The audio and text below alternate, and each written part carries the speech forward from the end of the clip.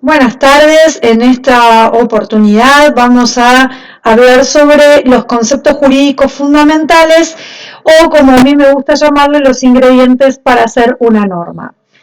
En este capítulo vamos a profundizar un poco en algunos conceptos que ya venimos elaborando, ¿sí? Vamos a trabajar mucho con el concepto de relación jurídica, con el sujeto activo, el sujeto pasivo, y también con lo que vinimos aprendiendo de las normas para Kelsen y para Cosio.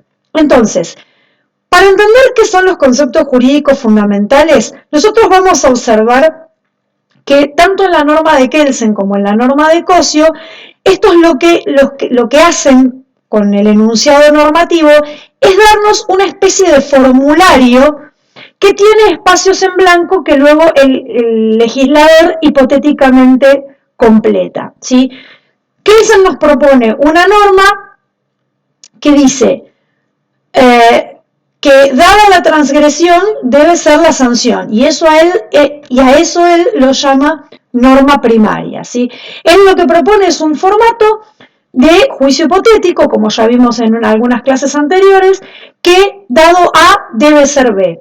Para él, la verdadera norma jurídica es aquella que contiene la sanción coactiva y por lo tanto nos dice que ese dado A debe ser B se transforma en, dada la transgresión, debe ser la sanción.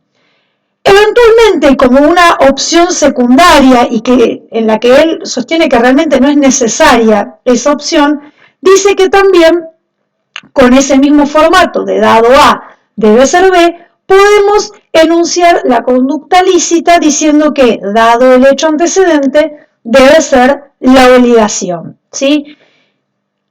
A continuación, estuvimos aprendiendo la norma para Cosio, que Cosio, partiendo desde un punto de vista filosófico completamente diferente al de Kelsen, nos habla de un juicio disyuntivo de una sola norma, de un solo enunciado que contiene las dos opciones posibles de conductas frente al derecho, es decir, la conducta lícita o la conducta ilícita, ¿sí? Entonces, el formulario que nos propone Cosio es, dado el hecho antecedente o hecho coexistencial, debe ser la prestación de un sujeto pasivo que está obligado a cumplir con esa prestación frente a un sujeto activo que tiene el derecho a exigírsela o, dado que somos libres, y que el sujeto activo puede elegir no cumplir con la prestación, es decir, dada la no prestación, debe ser la sanción aplicada por un juez por pretensión de la comunidad, que eso es una parte a la que no le hemos puesto especial enfoque en este momento, ¿sí? Entonces, el formulario que nos propone Cosio tiene los espacios en blanco o los conceptos jurídicos fundamentales de hecho coexistencial, prestación, sujeto pasivo, sujeto activo, no prestación, sanción, juez y comunidad, ¿sí? Entonces, cuando yo digo que estos son formularios en blanco,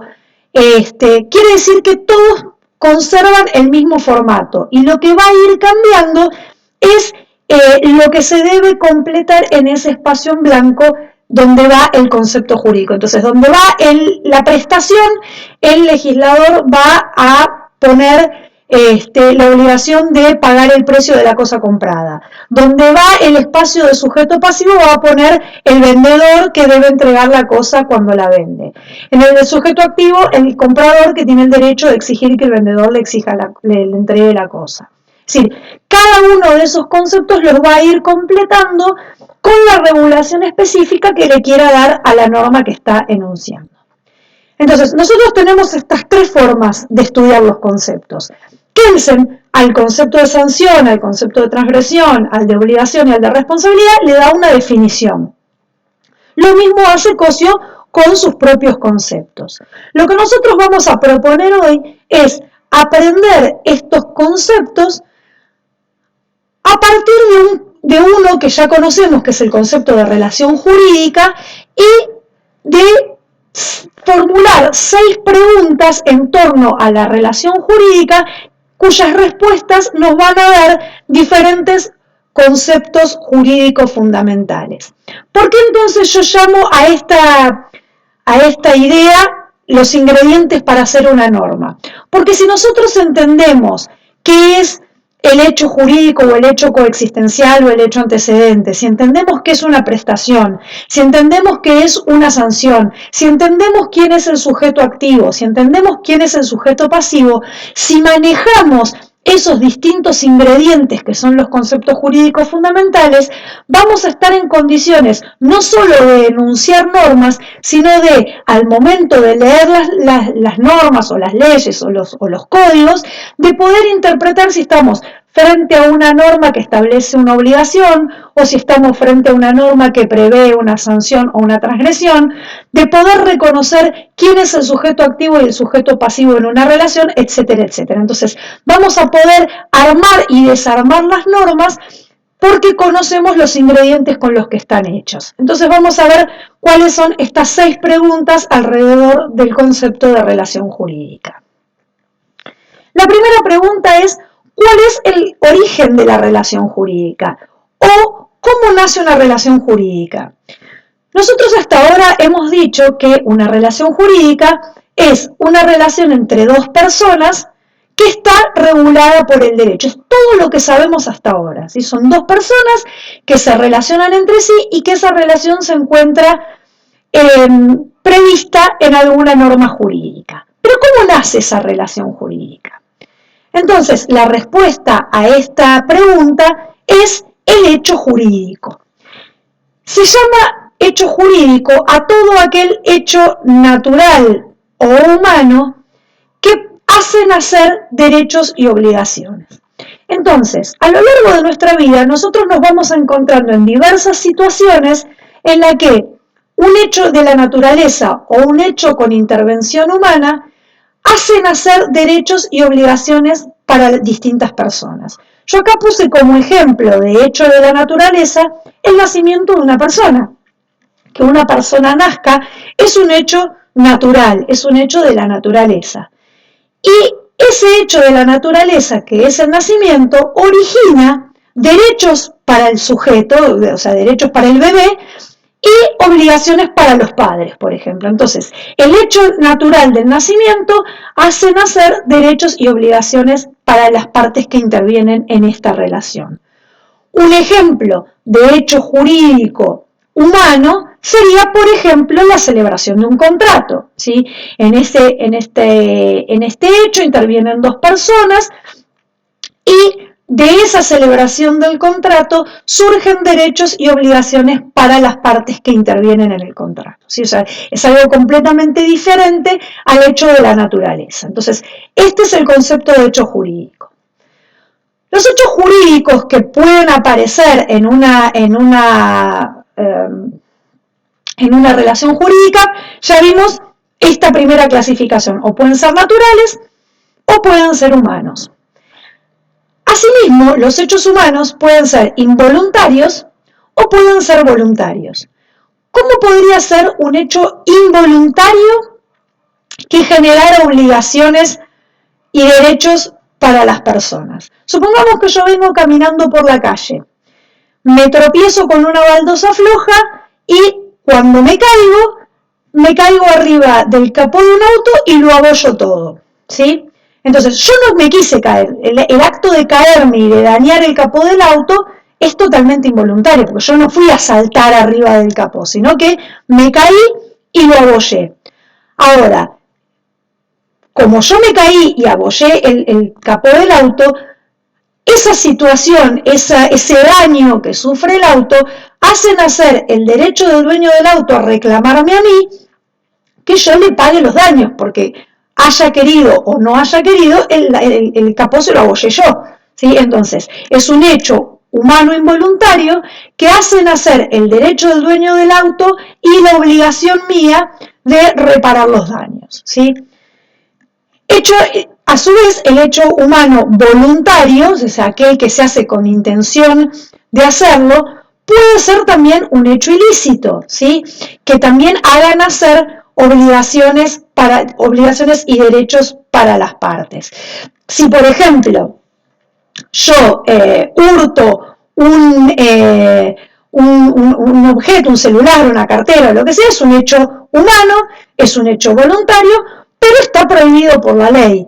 Y el hecho de robarlo, el hecho de sustraerlo a su verdadero dueño, hace nacer la obligación del ladrón de devolverlo y del dueño de reclamarlo. Es decir, también es un hecho jurídico que hace nacer derechos y obligaciones para las partes. La categoría que más nos interesa a nosotros es la de los hechos humanos voluntarios lícitos, a los que el derecho los llama actos jurídicos, ¿sí? Los actos jurídicos entonces son los actos voluntarios lícitos que tienen como consecuencia el nacimiento, la modificación, la transferencia o la extinción de derechos y obligaciones. Es decir, es un acto en el que intervienen dos personas, esas dos personas actúan voluntariamente y dentro de la ley. Y de ese acto, de esa relación entre estas dos personas, nacen, se modifican, se transfieren o se extinguen derechos y obligaciones para ellas, ¿sí? Nuestro derecho exige, para que un acto jurídico sea válido y sea tomado en serio, que el acto se produzca o se realice en primer lugar con discernimiento. Esto significa que las personas que intervienen en este acto tienen que saber qué es lo que están haciendo. Tienen que saber, tienen que no solo saber, sino entender y comprender qué acto están realizando, ¿sí? Si yo estoy comprando, no sé, un fondo, y yo creo que estoy comprando un terreno en San Nicolás y en realidad estoy comprando un terreno en San Cristóbal, hay un error. Yo no sé no comprendo bien lo que estoy haciendo, porque en realidad hay un error en el conocimiento que yo tengo sobre el acto que estoy llevando a cabo. En general, este discernimiento tiene que ver con la comprensión de los actos que se realizan. El derecho mismo se ocupa de decir los casos generales de las personas que el ordenamiento jurídico considera que actúan sin discernimiento. Por ejemplo, los niños pequeños, los menores de edad, el derecho considera que los actos realizados por ellos en general son inválidos justamente porque carecen del discernimiento necesario para comprender el acto que están haciendo. Por supuesto que pueden ir al kiosco y comprar 5 caramelos, pero si el acto jurídico fuese un poco más complejo, la ley considera que no tienen el discernimiento suficiente como para comprender ese tipo de acto y por lo tanto, si lo realizan, es nulo y no es válido. Pero no solo hace falta que las personas conozcan, entiendan y comprendan lo que están haciendo, sino que además quieran hacerlo, ¿sí? O sea, tienen que saber lo que están haciendo, pero además tienen que querer hacer eso. No tiene que ser un hecho involuntario, sino que tienen que tener el propósito de realizar esa acción o ese acto. Y más importante que esto todavía es que tienen que ser libres de haber elegido ese acto. Si yo le pongo una pistola en la cabeza a una persona para que firme un contrato en el cual me cede todos sus bienes, yo voy a observar que la persona tiene discernimiento porque entiende lo que está haciendo, tiene intención de hacerlo porque lo hace a conciencia, o sea, sabe que está firmando y sabe cuál es la consecuencia de lo que está firmando y quiere hacerlo, pero el problema en este caso es que no es libre de decidir una cosa diferente, porque si no firma, le pega un tiro, ¿sí? Entonces, la cuestión no es solamente querer hacerlo, sino que esa decisión de querer hacerlo sea tomada libremente y sin coacción, sin violencia, sin fuerza sobre la persona que la realiza, ¿sí? Entonces, estos son los requisitos que la ley establece para que un acto jurídico haga nacer los derechos y las obligaciones con los que comienza una relación jurídica. Por supuesto que todos estos hechos, todos estos conceptos los van a desarrollar más adelante y en profundidad en las materias de derecho civil, parte general o de teoría de la persona y del acto jurídico. La segunda pregunta que nos va a dar otro de los ingredientes para hacer una norma es ¿a quiénes vincula la relación jurídica? Es decir, si una relación es entre dos personas, esas dos personas, ¿quiénes son? ¿Quiénes son estas dos personas que se relacionan en el concepto de relación jurídica. Esto nosotros ya lo sabemos porque lo hemos aprendido en clases anteriores, que la relación jurídica vincula a un sujeto que se llama sujeto activo, al cual la norma le reconoce un derecho subjetivo, y por el otro lado está el sujeto pasivo, al cual la norma le impone una obligación, ¿sí? Entonces, tenemos una persona que tiene una obligación de cumplir con algo y la otra persona que tiene el derecho a exigirle que lo cumpla, ¿sí? Profundizando un poquito más, vamos a preguntarnos a quiénes considera personas nuestro ordenamiento jurídico. El derecho dice que las personas son todo ente susceptible de adquirir derechos y contraer obligaciones. Y acá prestemos especial atención que dice todo ente susceptible, no dice todo ser humano o toda persona. ¿Por qué? Porque todos sabemos que en las relaciones jurídicas donde hay un sujeto activo y un sujeto pasivo, estos espacios de sujeto activo y pasivo lo pueden ocupar tanto los seres humanos como las personas jurídicas, las empresas, las asociaciones, etc. Entonces, cuando hablamos de persona, cuyo otro sinónimo, digamos, otro modo que podemos encontrar en los libros de denominar a la persona es sujeto de derecho, esta persona es cualquier ente que el derecho reconozca que tiene la capacidad para ser o sujeto pasivo o sujeto activo en una relación jurídica. ¿Cómo clasifica nuestro derecho a las personas? A estos entes susceptibles de adquirir derechos y contraer obligaciones? Nos dice que puede ser la persona física o humana o de existencia visible, que son los distintos nombres que podemos encontrar, que se refiere directamente al ser humano. ¿Sí? El ser humano es considerado persona por el derecho porque puede adquirir derechos y contraer obligaciones y nos marca el comienzo de la existencia desde el momento de la concepción. Es decir, desde el momento en el que se unen los gametos femeninos y masculinos, para nuestro derecho, ese sujeto tiene la capacidad de adquirir derechos, no de contraer obligaciones porque claramente no puede realizar ningún tipo de obligaciones, pero sí puede ser titular de derechos. Y esto que nosotros ponemos acá como concepción es toda una evolución del nuevo Código Civil y Comercial, dado que en el Código Civil anterior, en el de Vélez-Sarsfield, que era del siglo XIX, el comienzo de la existencia de la persona física se marcaba en la concepción en el seno materno. Es decir, para que el sujeto pudiera adquirir derechos, era necesario que la concepción se produjera en el seno materno. Imagínense que Vélez-Sarsfield, en pleno siglo XIX, ni se le podía llegar a ocurrir pensar que la concepción de un ser humano pudiera ser en otro lugar que no fuera el seno materno. O sea, hablarle de fecundación in vitro, de cualquiera de esas cosas, era una cosa que no podía ni pasársele por la cabeza a Vélez. El nuevo Código Civil y Comercial, receptando todos los avances que hay en tecnología de fecundación, etcétera, establece que el comienzo entonces de la existencia, el momento desde el cual las personas pueden adquirir derechos, es desde la concepción, sin importar si ésta se produce en el seno materno o se produce fuera de este, ¿sí? Esto es algo para comentar. Pero como dijimos, las personas que intervienen en una relación jurídica no son solamente los seres humanos o personas de existencia física, sino también pueden ser las personas de existencia jurídica, las personas jurídicas o de existencia ideal.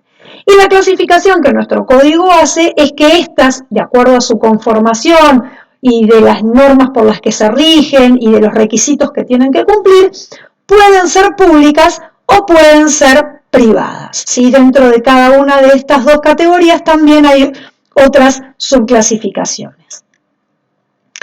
La tercera pregunta, o el tercer ingrediente que vamos a aportar a esta receta de cómo hacer una norma, es ¿cuál es el objeto de la relación jurídica? ¿Para qué se relacionan estas dos personas que ya conocimos que son el sujeto activo y el sujeto pasivo?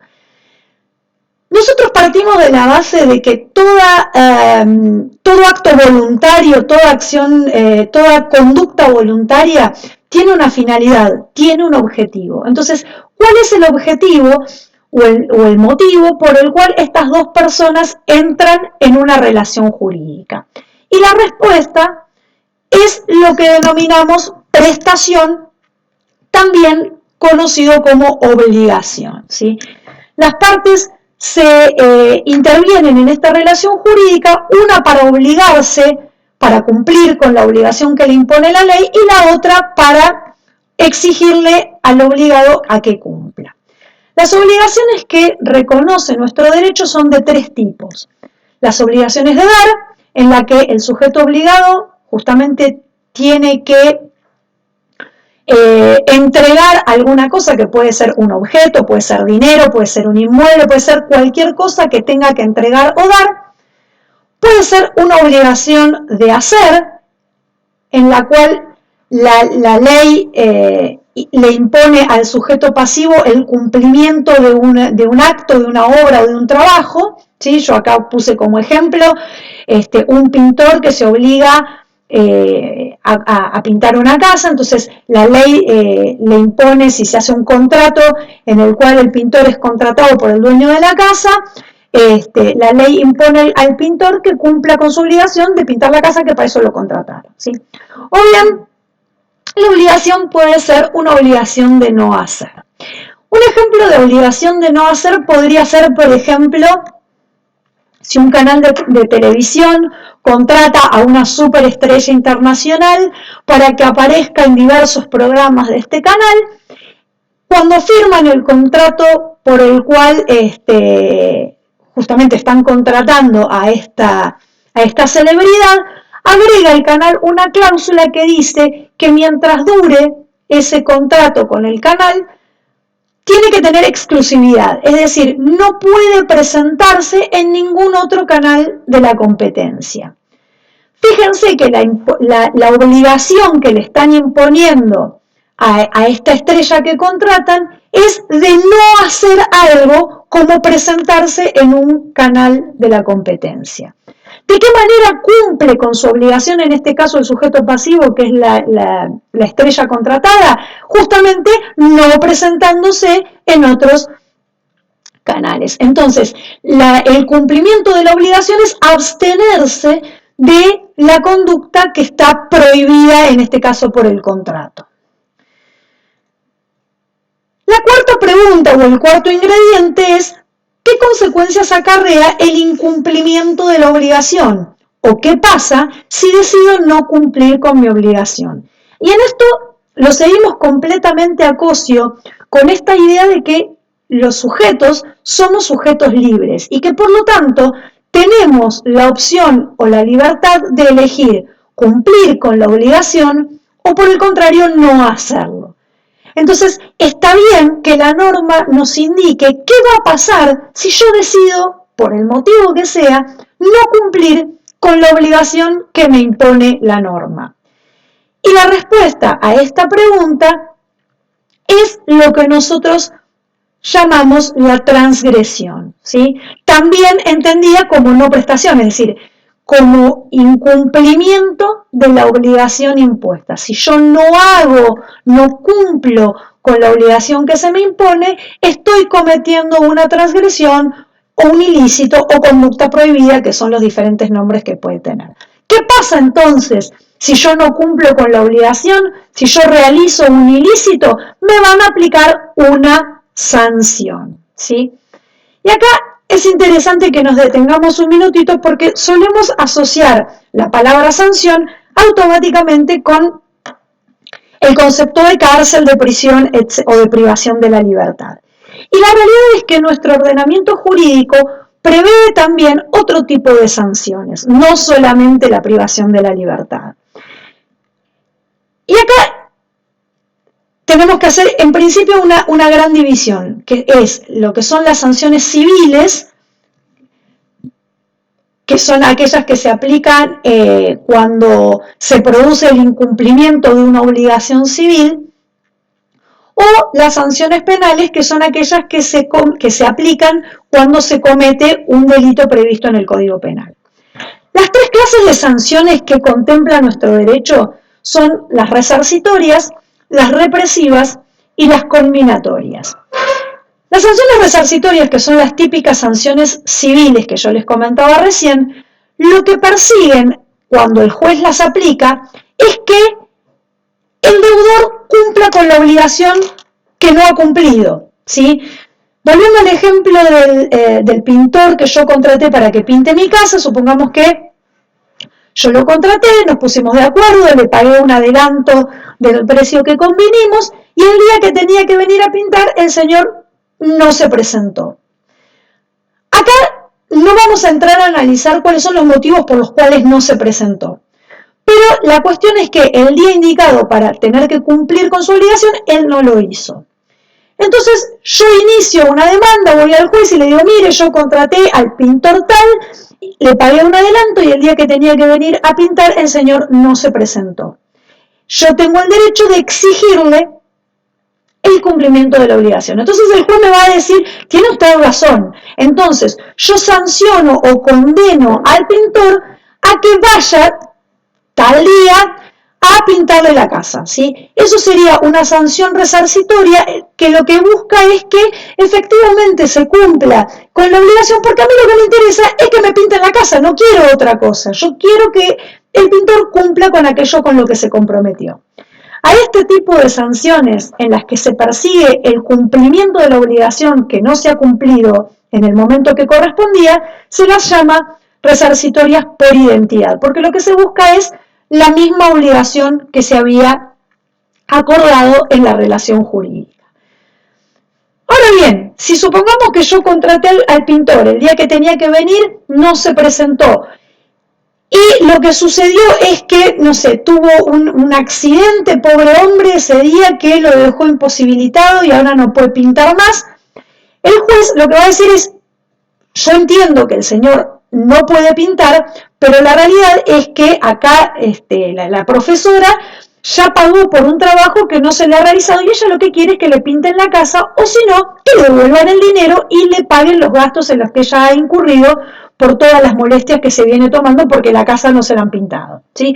Entonces, en ese caso, cuando la obligación ya no puede ser cumplida porque el pintor no puede pintar, lo que se va a aplicar es una sanción en la que lo que se busca es resarcir el daño, ¿sí? O sea, pagar con dinero los daños que se hubiese causado. A veces que los daños no tienen una cuantificación económica, porque bueno, hay cosas que no se pueden solucionar con dinero, pero como no hay otra forma de compensarlas, lo que hace el juez es fijar un monto de indemnización para que la persona que no cumplió con su obligación de alguna manera compense al sujeto activo, ¿sí?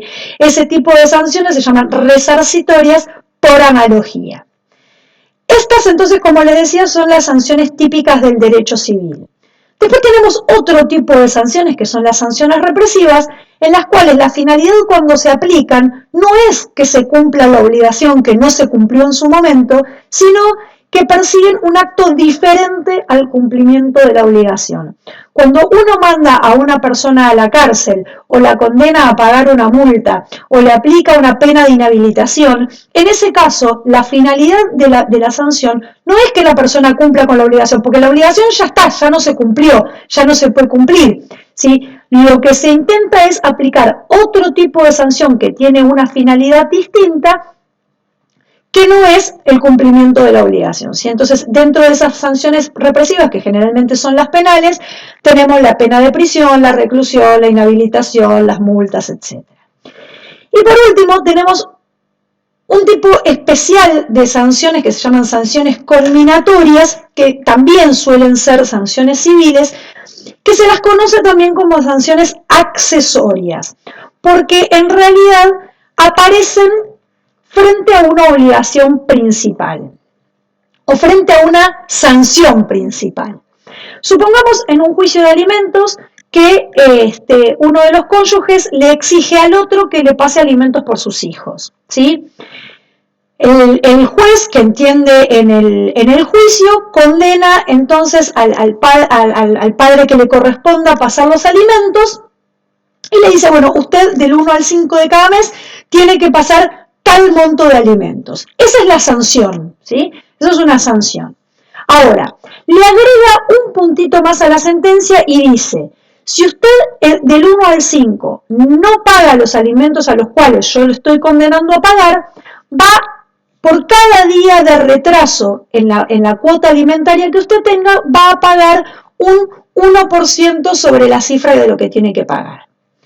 Esa sanción adicional, que es de alguna manera un interés punitorio, que no se llaman intereses punitorios, pero esta suma extra que va a tener que pagar por cada día de retraso, solamente se le va a aplicar si se retrasa. Es decir, si no se retrasa, no la paga, paga la sanción principal, que es los alimentos. Pero si se retrasa, va a tener que pagar este plus que el juez le agregó.